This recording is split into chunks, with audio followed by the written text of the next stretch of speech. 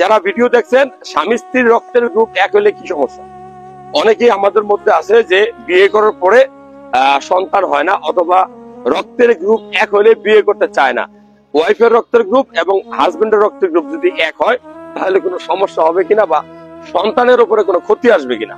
তো এই বিষয়টা নিয়ে যদি আমি 1 মিনিট কথা বলবো, সেটা হলো যে হাজবেন্ডের রক্তের গ্রুপ যদি পজিটিভ হয়, আমি আবারও বলছি, হাজবেন্ডের রক্তের গ্রুপ যদি অপোজিটিভ ধরেন, অথবা এ পজিটিভ অথবা বি পজিটিভ, যে কোনো একটা গ্রুপের যদি পজিটিভ হয়, আর ওয়াইফের রক্তের গ্রুপ ধরেন ও নেগেটিভ অথবা এ নেগেটিভ অথবা বি নেগেটিভ হয়, তাহলে তাদের প্রথম সন্তান যদি, যে সন্তানটা জন্মগ্রহণ করবে, তার রক্তের গ্রুপ যদি পজিটিভ হয়, আমি আবারও বলছি, হাজবেন্ডের রক্তের গ্রুপ, যে কোনো রক্তের গ্রুপ পজিটিভ আর ওয়াইফের রক্তের গ্রুপ নেগেটিভ, যদি তাদের প্রথম সন্তান জন্মগ্রহণ করার পরে তার রক্তের গ্রুপ করা হয় এবং সেটা যদি পজিটিভ হয়, তাহলে মনে রাখবেন তাদের নেক্সট যে বাচ্চাগুলো হবে সেই বাচ্চাগুলোর জন্য একটা ইনজেকশন দেওয়ার প্রয়োজন হবে।